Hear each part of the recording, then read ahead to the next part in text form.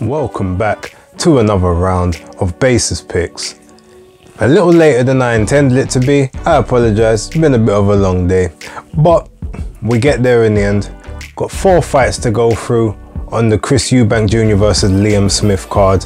So I'm going to be doing a prediction of Joseph Parker versus Jack Massey, Kongo versus Essuman, Richard Riakporhe versus Kryzstof Glowacki, and the main event, Eubank Jr versus Liam Smith. I'm just trying to figure out how deep into this I want to go. But before I get into that, I want to ask you guys a quick question. Do you think I should start doing these prediction videos a little earlier in the week so more people can kind of see them, they get to marinate a little more? I like doing them after the weigh-in because I feel like that gives me the most accurate representation of how the fighters are going to perform on the night. Especially, you know, you see if they made the weight well, if they was tight at it, if they look like they made it poorly. So it helps me with, you know, informed decisions, but I'll let you guys decide that. Anyway, without further ado, let's jump into the undercard fights of the event. Okay, so first off, we're starting with Joseph Parker versus Jack Massey. Now, I didn't quite hear the weights that they came in at, but I know they said that Joseph Parker came in about 10 pounds lighter than he did against Joe Joyce. And in the Joe Joyce fight, I believe he was about 255 or somewhere around there. So it must be around the 245 range. I'm going to assume Jack Massey's probably coming around 212 to 218. Somewhere in and around that region. Now, looking at them both, size-wise, there's not hardly anything in it. They're both about 6'3½", just under 6'4". Joseph Parker's got the wider frame, and I guess he's obviously dropped 10 pounds. He's looking for a bit more speed. Now, Jack Massey's a very tough, sort of durable guy, but in terms of fundamentals, in terms of his skills, he's pretty rudimentary. He's very much a textbook guy, you know, learn the textbook system within the UK. So, you know, works off the jab, works off the jab backhand, so the 1-2 combinations. Will try and, you know, will try and get himself into range to land. More than likely it'll be overhand. He'll look to go sort of overhand, or he'll look to land sort of those backhand hooks. I think the biggest problem that I've seen with Jack Massey in a lot of his fights, again, very durable, very tough, but he will sometimes shoot when there's not much of a target to hit, sort of trying to force his way through the guard. Now, for someone like Joseph Parker, I don't know necessarily who's going to have the speed of hand. I reckon Jack will probably be slightly the quicker of the two, especially in the first half of the fight, although he's going to be, you know, getting used to wearing the size that he's put on for this fight. Going in, he's never fought at his walk around weight or his pumped up weight before, so that's kind of going to be where the interest happens here. However, long and the short of it, I see the first few rounds being a bit awkward for Joseph Parker. He's probably going to have to work out the speed, work out the advantages, see how his range sits with Massey's range. But I genuinely think that the first 2 to 3 rounds is pretty much going to be Jack Massey performing above and beyond, and then I feel like Joseph Parker is going to take over from about the 4th round onwards. Once he's sort of got the timing down, once Massey starts to slow just a little bit, and Joseph Parker can start getting to work with the combinations. I think the fight goes fairly late, so I am thinking possibly round 9 or 10, but I feel like the extra weight's going to start to wear on Massey. I feel Parker's extra weight is going to start to wear on him. I think I've seen him of late try and employ a bit more dirty tactics, and you know, I've seen him hit low, I've seen him, you know, hit to the hips before, and he's starting to do a little more sort of devilish stuff that wasn't really a part of his game previously. So ultimately I see him kind of taking it to Massey from about round 6 to 7, and I'm predicting that by sort of rounds 8, 9 and 10 he's going to just sort of start piling on the pressure on Jack Massey, and I feel like a TKO stoppage will occur sort of around the 9th or 10th round. I don't think it's going to be a flat out knockout, but it'll definitely be either like the corner throwing it in or the referee jumping in feeling that it's, you know, fight's over. So that's my prediction. Joseph Parker, 9th to 10th round, TKO stoppage against Jack Massey. Now let's go to Ekow Essuman versus Chris Kongo.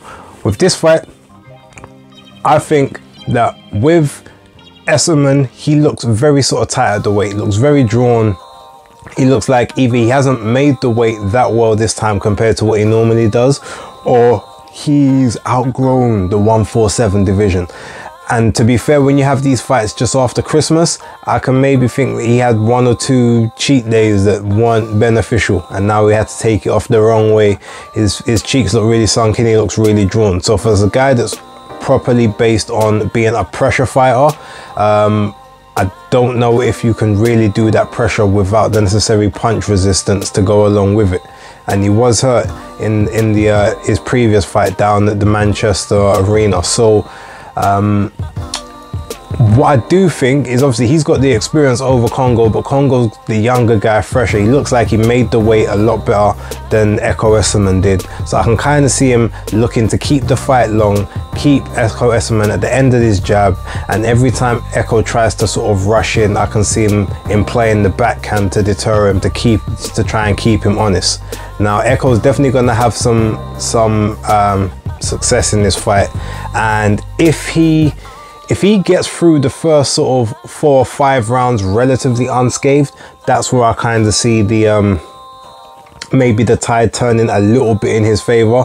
But I don't think he'll be able to sustain the normal set of pressure that he's done in previous fights. Plus I think that Chris Kongo will be able to nullify and, you know, work off the advantages that Ekow does give him by the way he sort of comes forward and tries to stay on the inside. He'll take chances to get on the inside, and I think that's where, if Chris can catch him correct, he can time him and deal that damage. So I'm gonna go with a Chris Kongo points decision. It could either be like a majority or a unanimous, but it will be I think it will be a tight one. It would either be a 115, 113, or it will be like a 116, 113 type fight where there's a couple, you know, there might even be a couple 10-10 rounds, or like even a 115, 112 with a potential knockdown somewhere towards the back end of the fight. But yeah, I do see Chris Kongo winning that fight, so I'm going to predict Kongo to win on a points decision. Now, co-main, so you got Richard Riakporhe versus Kryzstof Glowacki, and with this one, they've been matching Richard very well with the southpaws recently, definitely getting him ready for that Makabu and that Opataya work for the near future. Now, Glowacki is very much a technically he's very good, he's very neat, he's very tidy, he's very sound, and the way that he employed the tactic to almost come into Lawrence Okoli's space in the crouch and cause Lawrence Okoli real problems with trying to do the downward jab was, you know, it was the best approach he could have. It was just he didn't have the necessary range or the quickness of foot to be able to get in to the inside and be able to work away. The difference between Lawrence and Richard is Richard's body mechanics are actually a lot more conventional, I would say. Like his arms, even though he's got long arms, like his torso's long, like his legs are long, but they're all in proportion. So it's a lot easier to be able to jump into his wheelhouse and jump into his kill box than it is someone like Lawrence Okoli, who's just very gangly and very awkward in his stance. Richard is very much more textbook, a bit more upright, bend at the legs, will give you a bit of an opportunity to get on the inside. And I think that that's going to be Glowacki's best attack, and his best plan of action, especially at the start of the fight, will be basically to nullify any jab work, to stay on the outside, keep his foot on the outside outside of Richard's foot to stop him from being able to just throw that backhand.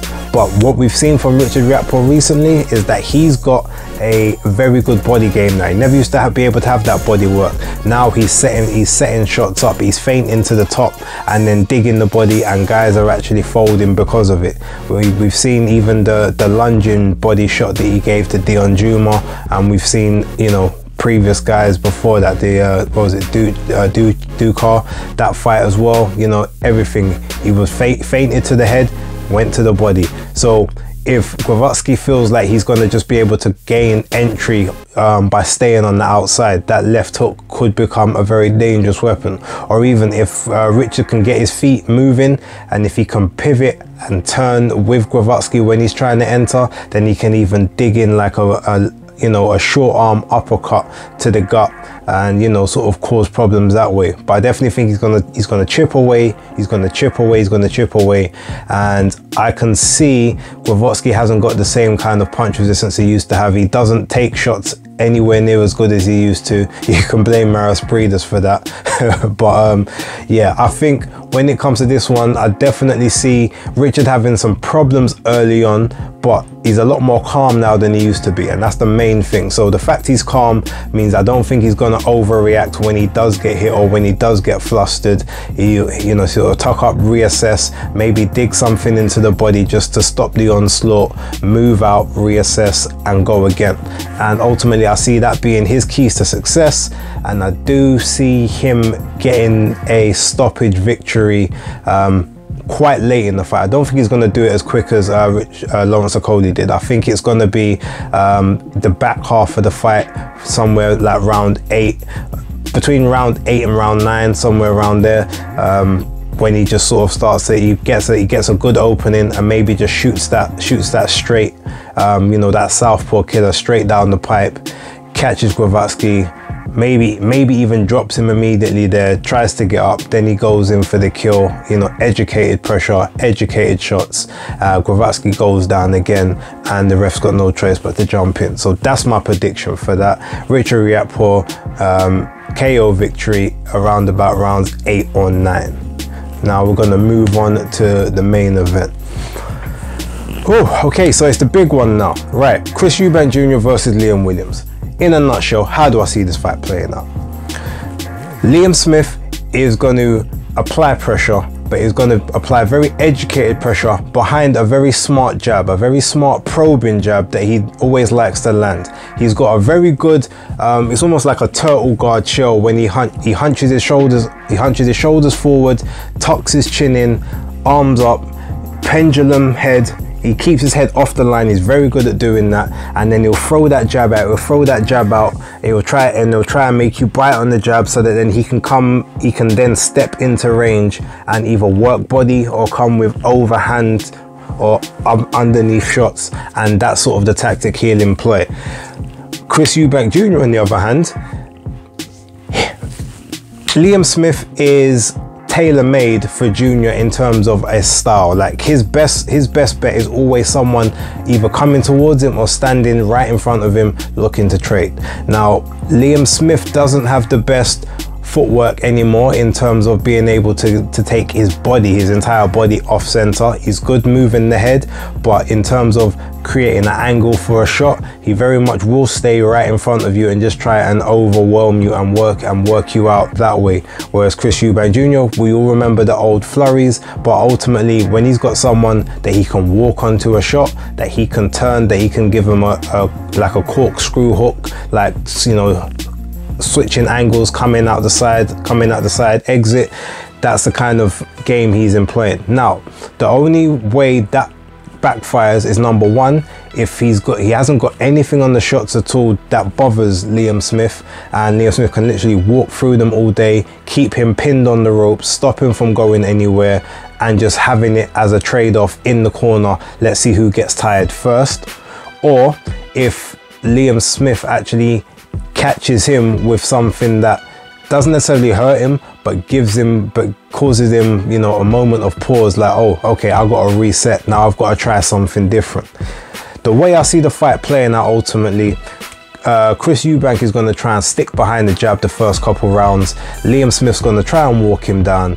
He's going to, you know, he'll take some shots, but he'll get off some shots. I feel like he's going to try and invest in the body from early. I feel he wants to stop the movement. He wants to stop Chris from being able to go anywhere, because he is the more athletic person. So I can see a lot of his shots. He might jab to the head and then shoot shots down to the body, or he might even try landing heavy backhands to the chest or to the solar plexus when Chris is open and sort of twisting his body ready to connect with a hook, or, you know, it's like maybe one of his corkscrew uppercuts.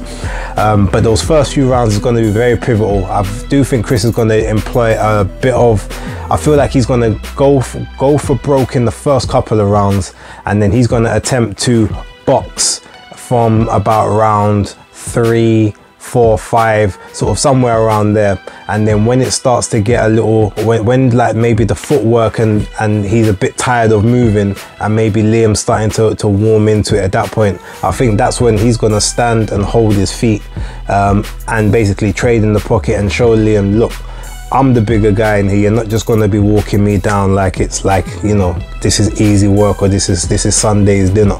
Like, it's not happening that way.